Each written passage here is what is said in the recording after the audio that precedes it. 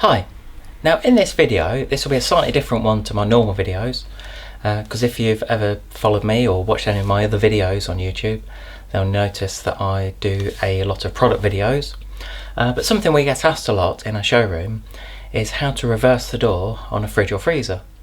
Now overall, it's normally a pretty easy solution, and what I really want to do is to show you how to do it. So this is a Liebherr freezer, and the reason I'm showing this one is because it's a fairly standard design, and to actually reverse the door is a fairly simple process. On this one you've got a handle as well, so I'll show you how to do that, because on quite a few appliances now you've just got the handle that's integrated within the door, so that is even easier to do. But really this was just really due to demand and people asking me on how to reverse the door, so I'll show you how to do it. Now the first thing I'd recommend, and different people have different opinions on it, but personally if I'm reversing the door I like to put it on its back. It is a lot safer doing it that way. There's much less risk of the door slipping off than if it's at an angle. So just find a space, it might be in your kitchen, but just find a space where it's safe to do it and you can actually move around the appliance, put it on its back, and then you're ready to go. So for each appliance, then as long as it's a brand new one that you bought, then you should have the instructions to show you how to reverse the door. But I will find that I get all the tools ready first. So just here, you might not be able to see which screws they are, but these are actually a Torx fitting. So just make sure you've got the right fitting. So the first thing I always do is to remove the bottom hinge from the door. On this one, it's a fairly simple process. There's just two screws to take that off, put those to one side, and then the hinge comes off there. Now one thing to note is that on here this was actually on the outside, so because you've got another thread on this side, then I will need to change that over to there. Now you will find as you go along that you have got these little covers to cover the screw holes, and what I normally recommend is ideally try and use your fingernails, because there's much less chance of damaging the appliance. But if you have got long fingernails or even very short fingernails, then you might need to use a knife or a screwdriver, but just be really careful, because what you might end up doing is either damaging the appliance or even breaking some of these plastic parts. But what I normally like to do is just to take these out and move them over straight away, and then that means that you won't forget to do it. So the next thing to do is to remove the door, because now we've got the bottom bracket off. Then just open the door a little bit and then take that off. I won't do anything with the handle yet, I'll just put the door to one side, so make sure that's put to the side safely.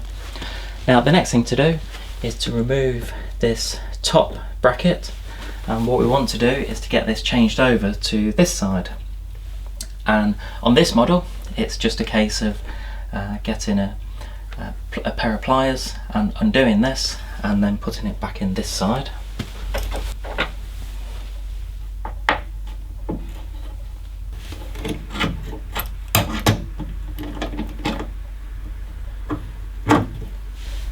And then once you've got that changed over, then you're actually ready to put the door back on. One thing to note is just make sure that you don't have any things like that. These are just little washers. If you do have any, then make sure they go back on, because on some appliances you get quite a few washers just to space the door out at the top or even the bottom.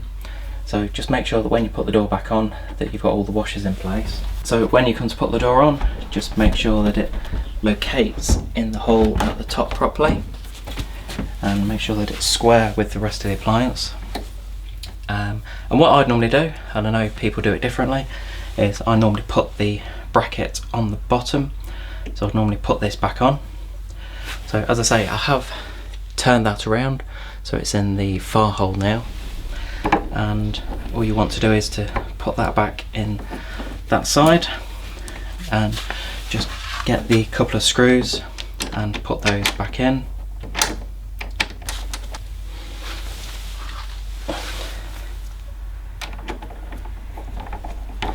So So I know I've not changed the handle yet, but what I always do, once I've got the bracket back on and when the door is in place, I always just make sure it opens okay. So just make sure it's not too tight, because at the moment we've still got the option to adjust the hinges. And what you'll find is most of the brackets or hinges at the bottom here have a little bit of flexibility. But the next thing to do is the handle. So as I mentioned earlier, that quite a few things like handles and other parts of the door will have little covers on them. So what you're always best to try and do, try and use your fingernails if you can do, to take these bits out. The only reason I suggest that is that it can avoid damaging the handle, because if you get a knife around the side, and I've done it before, where you're just trying to get a knife around there because it's nice and thin blade, but you end up scratching part of the handle, which is always a shame. The next thing is to find the relevant screw. Again, this is a Torx fitting, so I'll just get one of those to start taking the handle off. So what I'd always recommend is that when you're taking the handle off, same with the top and the bottom of the door, that if there are any washers inside, then just make sure you take those out as well. Okay, on here there aren't any. So that once you've got a handle out, just have a look on the other side, because what you should find is that you've got again little plastic parts to cover the screw holes. And what I prefer to do is to do this as I go along. So I'll just pop those back in that side, and it just makes it a nice neat finish. And I'd always recommend just getting both the screws in first. Just pop them in so that they are loosely in, and then you're ready to start screwing the handle up.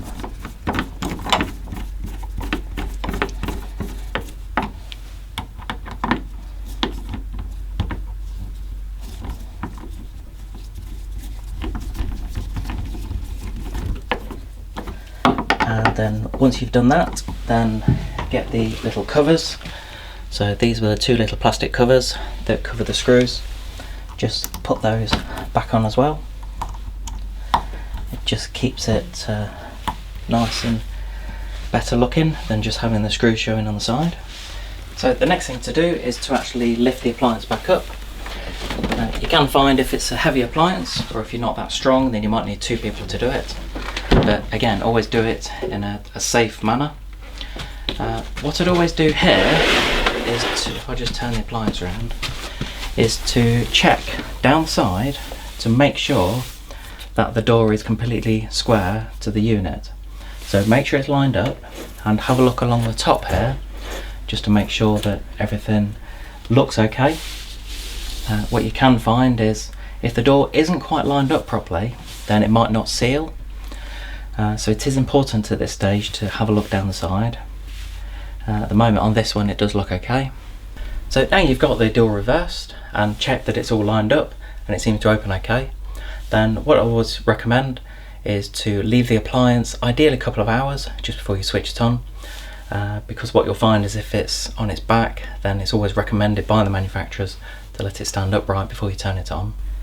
I hope you enjoyed this quick video on how to reverse the door on a fridge or freezer.